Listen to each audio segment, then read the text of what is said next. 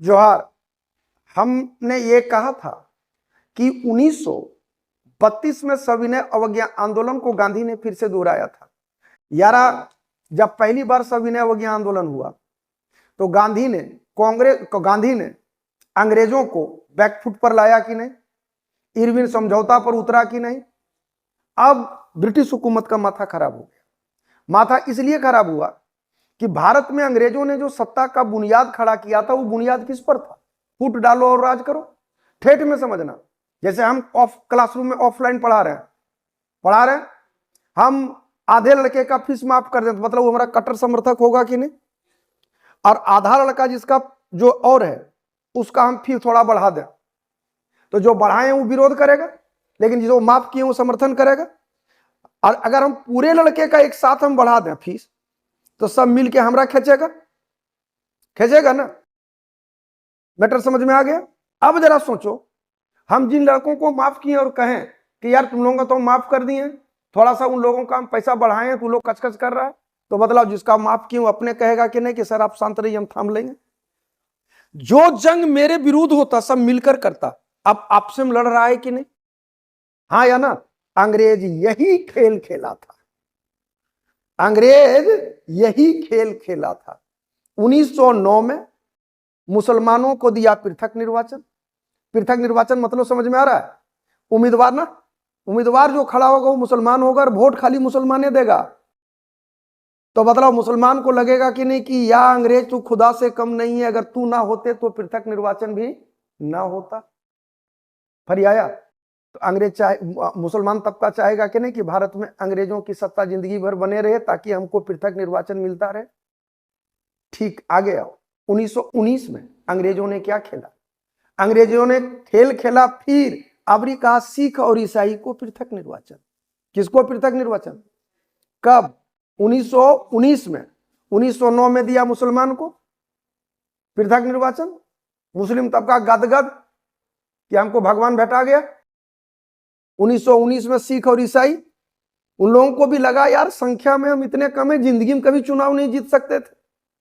अगर अंग्रेज ना होता तो पृथक निर्वाचन ना होता, पृथक निर्वाचन ना होता तो कभी जिंदगी में हम चुनाव जीत नहीं पाते। अब देखो अंग्रेजों का माथा यहां टन टन मारना शुरू करता है कि हम सिख को तोड़ लिए, ईसाई को तोड़ लिए, मुसलमान को तोड़ लिए। माना 100% नहीं तोड़ेगा। राष्ट्रवादी मुस्लिम तबका, राष्ट्रवादी ईसाई तबका, राष्ट्रवादी सिख तबका सपोर्ट करेगा इंडिया को, आंदोलन को, लेकिन बहुत बड़ा तबका सपोर्ट करेगा कि नहीं?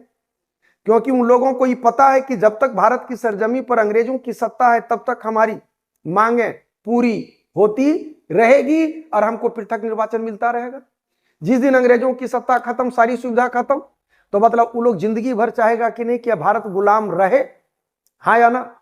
1932 में जब गांधी ने इतना अधिक राष्ट्रीयता फैला दिया कि लोग आजादी के सपने देखने लगे, भारतीयों को लगने लगा कि अच्छे दिन आएंगे। आउटपुट क्या हुआ? आउटपुट यह हुआ कि अब ब्रिटिश हुकूमत को आत्ममंथन करना पड़ा कि अब हम तोड़ें तो तोड़ें किसको, और तोड़ने के लिए एक ही तबका बाकी था, और वो तबका था कौन? वो तबका था हिंदू। हिंदू में किसको तोड़े? तो हिंदू में सबसे पिछड़ा हुआ, सबसे अछूत, सबसे घृणित माना जाने वाला तबका था हरिजन। बात समझ में आया? तो उन लोगों ने, अंग्रेजों ने बाबा साहब भीमराव अंबेडकर को बनाया मोहरा। किसको बनाया? बाबा साहब भीमराव अंबेडकर को बनाया मोहरा। और बाबा साहब भीमराव अंबेडकर को मोहरा बनाते हुए एक समझौता किया जो कहलाया सांप्रदायिक पंचाट। क्या कहलाया? यह कब का है? 16 अगस्त 1932 को। प्रधानमंत्री कौन था? मैकडोनाल्ड। कौन था? मैकडोनाल्ड। मैकडोनाल्ड ने, ध्यान रखना, बेहद और बेशुमार इंपॉर्टेंट, हिंदुओं में फूट डालो की रणनीति पर काम करना कि आज पहली बार हिंदू समाज के एक तबके को तोड़ना है, और उस तबके में कौन तबका? हरिजन तबकों को तोड़ना है। और हरिजन के प्रतिनिधि के रूप में किसको लोगों ने चुना? बाबा साहब भीमराव अंबेडकर को। किसको चुना? बाबा साहब भीमराव अंबेडकर। और ब्रिटिश हुकूमत के मध्य एक समझौता हुआ 16 अगस्त 1935 को और 16 अगस्त 1932 को। और पृथक निर्वाचन के तहत हरिजनों को, मतलब सोचना, उम्मीदवार खड़ा होगा वो हरिजन होगा, वोट देगा वो हरिजन होगा, तो हरिजन हरिजन का नेता होगा। यह व्यवस्था किसने दिया? बाबा साहब भीमराव अंबेडकर ने। और इसके तहत कोई किताब में 71 लिखेगा, कहीं 75 लिखेगा। इतना सीट रिजर्व किया गया किसके लिए? हरिजनों के लिए। किसके लिए? तो इसमें सांप्रदायिक पंचायत में हरिजनों को पृथक निर्वाचन, विधान परिषदों में सदस्यों की संख्या दोगुना करना, पृथक निर्वाचन के तहत इतना सीट दिया गया। उन दिनों महात्मा गांधी को जब ये जानकारी मिली कि बाबा साहब भीमराव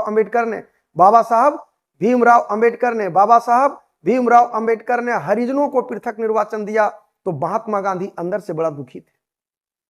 लेकिन बाबा साहब भीमराव अंबेडकर बहुत ही खुश थे कि मैंने हरिजन समुदाय के लिए, समाज के लिए कुछ किया, उसके लिए पृथक निर्वाचन दिया। अब वो चुनाव जीतेंगे और विधान परिषद में अपनी मौजूदगी को दर्ज कराएंगे, अपनी मांगों और अपने अधिकारों के लिए लड़ेंगे। ये बाबा साहब भीमराव अंबेडकर का सोचना था, लेकिन गांधी का सोचना कुछ और था। सवाल यह है कि गांधी सच है कि अंबेडकर सच है? तो हम लोग चर्चा करते हैं नेक्स्ट वीडियो में कि क्या कहता है आरक्षण की रणनीति और क्या कहता है गांधी की रणनीति। अंबेडकर और गांधी के बीच इस द्वंद्व में आखिर सच्चाई क्या है, नेक्स्ट एपिसोड में देखते हैं। वीडियो को लाइक, शेयर और सब्सक्राइब निश्चित रूप से कर दें। जय हिंद, जय भारत।